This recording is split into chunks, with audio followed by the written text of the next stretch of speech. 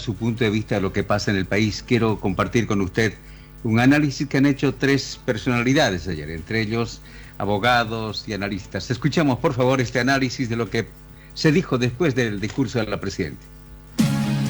Análisis del tema. Para los políticos bolivianos en este momento, la intolerancia y la confrontación están por encima del interés del Estado. Gonzalo Chávez, economista y experto en gestión pública, indicó que la clase política boliviana se está manejando por el bajo vientre. Ahora, lo complicado en todo esto es los símbolos que han precedido a la informe de la presidenta, ¿no? Por una parte, una televisión estatal que ha interrumpido y cortado en varias oportunidades a la presidenta del Senado, y por otra parte un Congreso. Se dijo que como no fue el informe escrito, no se va a establecer la presencia de la presidenta. Eso muestra la conflictividad, el enfrentamiento de poderes y cómo los ánimos de los políticos están sumamente caldeados, y muestra pues mezquindad política brutal, ¿no es cierto? Porque en el Día de Bolivia por lo menos deberíamos ser capaces de escucharnos. Chávez, a tiempo de evaluar el mensaje de la presidenta, indicó que emitió un mensaje confrontacional, pese a que la economía boliviana está en terapia intensiva. Salir a pedir el primer momento el tema de los bonos es fuerte, no debería ser el centro del problema. En la actualidad, permítame una imagen, la economía boliviana está en terapia intensiva, está en este momento sometida a respiración artificial, está con todos los aparatos prendidos, inflación bajísima, desempleo en 9.7%, recesión de menos 7.4%.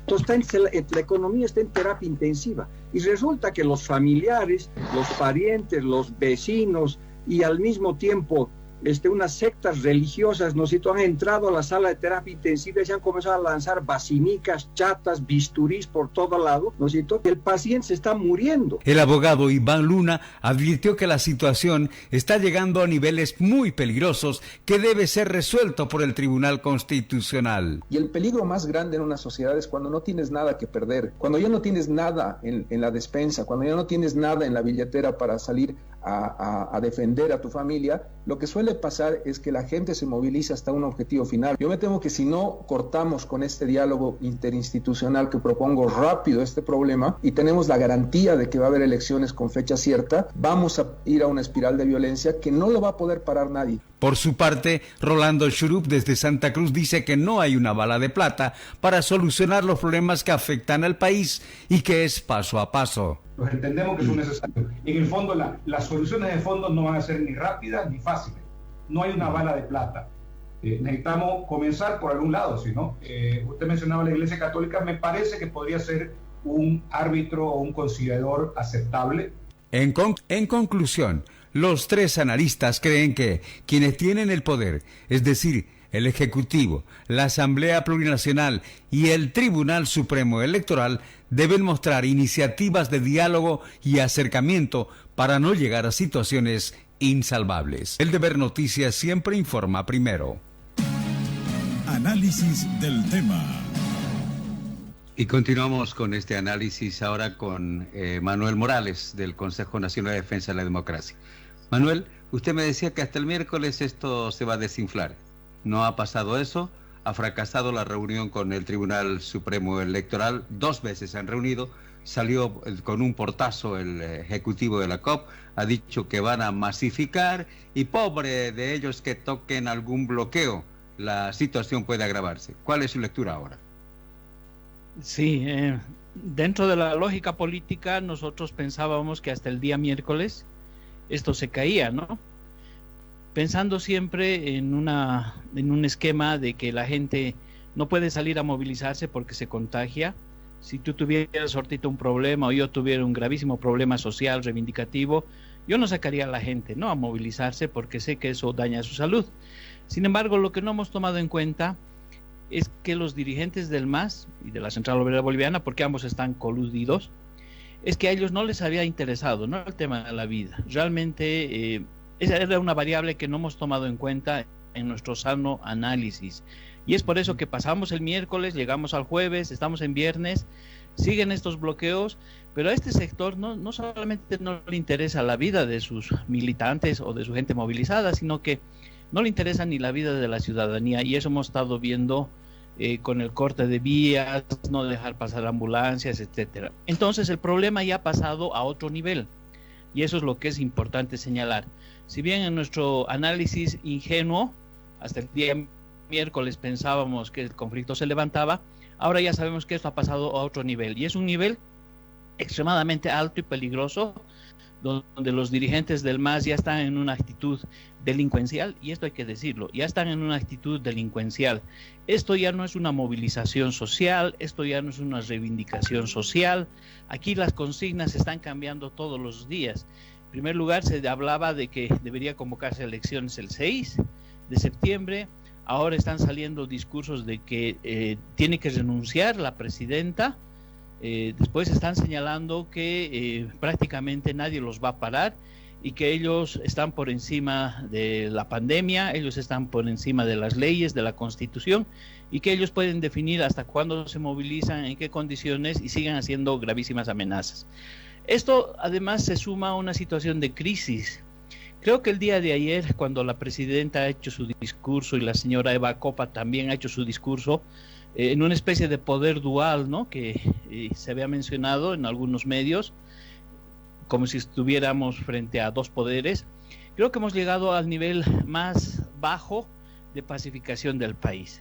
O sea, si ahorita alguien me diría, el país se ha pacificado o desde el gobierno se han hecho acciones de pacificación del país, creo que el día de ayer hemos llegado al punto más bajo, donde evidentemente ya no solo hay descontrol en el proceso de pacificación, sino que ahora hay un enfrentamiento entre poderes. Y lo que ayer se ha visto, que además le pone el cherry a la torta, es un enfrentamiento verbal de la presidenta con el Tribunal Supremo Electoral, ¿no? Ya con acusaciones.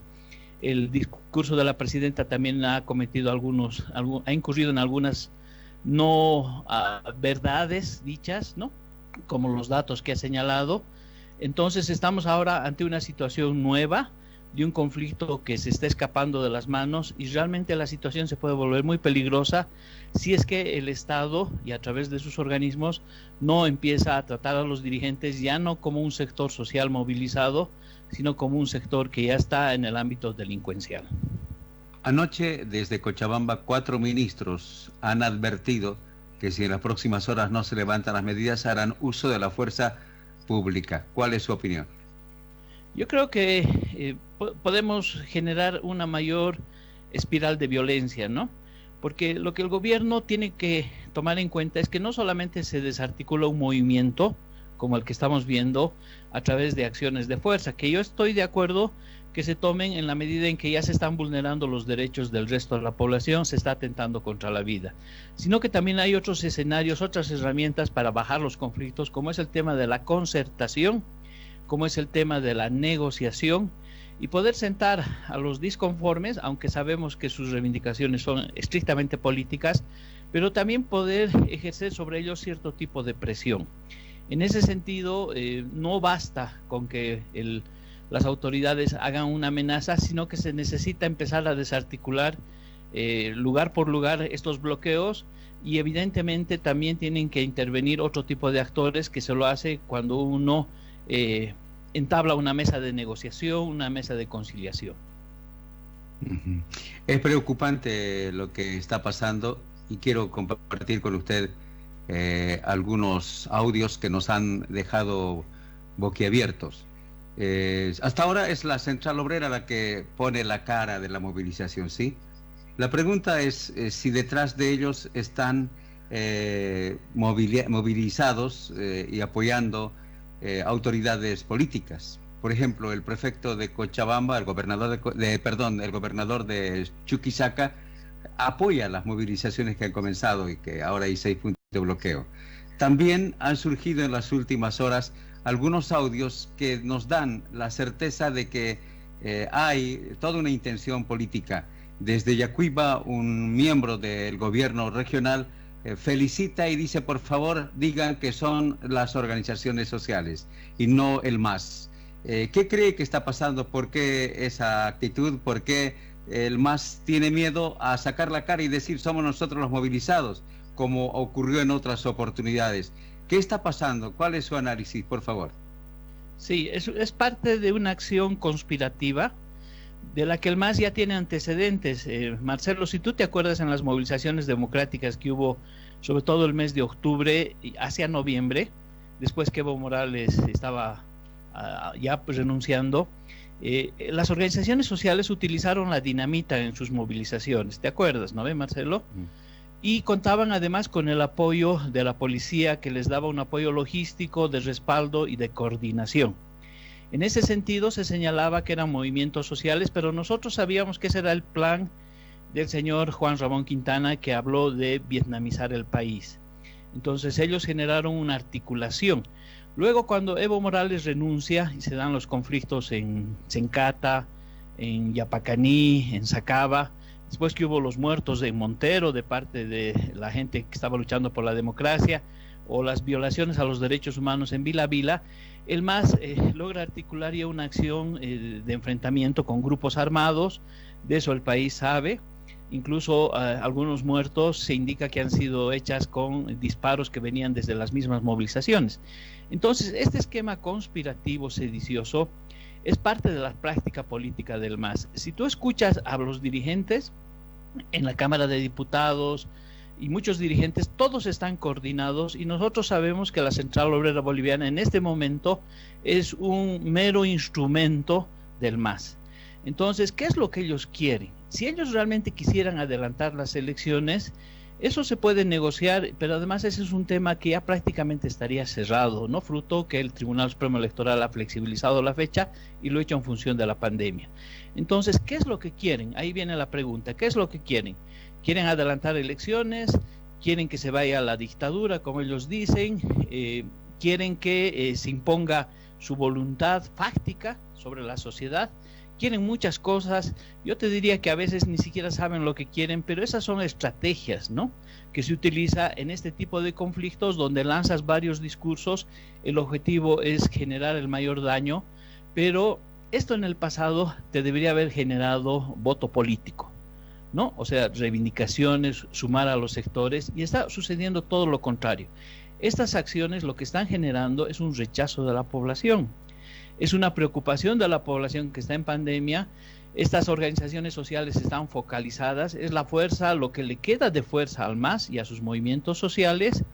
Están ubicados en determinados lugares, tienen determinadas direcciones sindicales, y de ahí no van a pasar más. No van a lograr generar más apoyo, no van a lograr más votos, y yo te aseguro, Marcelo, que en las elecciones que va a haber el 18 de octubre es muy probable que el MAS vaya a perder, porque solo un 30%, incluso menos, de la población estaría apoyando al MAS. Hay un 70% de las fuerzas democráticas que se tienen que poner de acuerdo en torno a candidatos, o finalmente el pueblo decidirá optar por una de esas opciones democráticas para derrotarlos en las urnas y que exista un próximo gobierno. Manuel, en el tema del diálogo, el llamado que hacía esta mañana también el máximo dirigente de la CAINCO, de la Cámara de Industria y Comercio de Cochabamba, pidiendo un acuerdo para evitar que siga esta situación, y lo decía también nuestro invitado Loaiza Chávez, que es preocupante la situación económica, que las secuelas que va a dejar la pandemia y este bloqueo van a ser de largo aliento, que no será de la noche a la mañana. ¿Qué plantean para buscar una salida a esta situación en este momento? Sí, yo creo que el diálogo se tiene que dar al más alto nivel. Eso implica un diálogo en este momento entre la Asamblea Legislativa Plurinacional y la presidenta Yanine Áñez. Y para que ese diálogo funcione, el gobierno tiene que ceder, y tiene que ceder retirando la postulación de la señora Yanine Áñez, porque no es parte del proceso de transición democrática por el cual el CONADE, los movimientos cívicos, hemos luchado. Ella tenía la tarea de pacificar al país, te estoy demostrando que no lo ha logrado, y ella tenía la tarea de encarar elecciones limpias, transparentes, pero ahora se está peleando con el Tribunal Supremo Electoral. Es decir, en este momento el gobierno de Yanine Áñez ha dejado de ser la solución al problema y se ha convertido en parte del problema. Si la señora Áñez da un paso al costado, inmediatamente tiene que negociar con la Asamblea Legislativa Plurinacional, desbloquear el país, desbloquear las leyes para los financiamientos, pero también tiene que transparentar el uso adecuado de esos recursos. Así es como se soluciona el país, creando una mesa de negociación, pero eso se hace al alto nivel entre los poderes. En este momento el Tribunal Supremo Electoral tiene que garantizarnos que las elecciones van a ser con medidas de bioseguridad. Por el otro lado, el Poder Judicial tiene que dejar de ser manipulado por los otros dos poderes o por las fuerzas sociales y empezar a funcionar procesando a aquellas personas que están cometiendo delitos y que están vulnerando los derechos humanos y los derechos de la población. Yo creo que si se da en ese contexto, el diálogo puede dar resultados, porque hay que señalar que la señora Yanine Áñez, y esto te lo puedo decir con absoluta claridad, no tiene chance electoral. Y las acciones que ha hecho al postularse, lo que ha generado es esta polarización, este poder dual que se está dando entre la Asamblea Legislativa Plurinacional y el gobierno. Y en este proceso, además que la Asamblea Plurinacional cuenta con el MAS, cuenta con la COP, cuenta con los movimientos sociales y la capacidad de neutralizar, de bloquear, de asediar al gobierno es muy grande y lo estamos viviendo a través de este bloqueo. Por lo tanto, para desactivar estas dos posiciones, lo que hay que hacer es una mesa de negociación. Pueden apelar a instancias internacionales, a la iglesia, a algún nivel de pacificación, pero si no se da ese paso, yo no veo una solución al conflicto que estamos viviendo hoy en día, Marcelo. Manuel Morales, del Consejo Nacional de Defensa de la Democracia. Le agradezco muchísimo por su punto de vista, Manuel. Muchas gracias, Marcelo. Un abrazo, gracias. Igualmente. Momento de una pequeña pausa y luego nos vamos a Cochabamba para ver qué pasa con la distribución de oxígeno que llegó esta madrugada. Universidad Evangélica Boliviana, 40 años.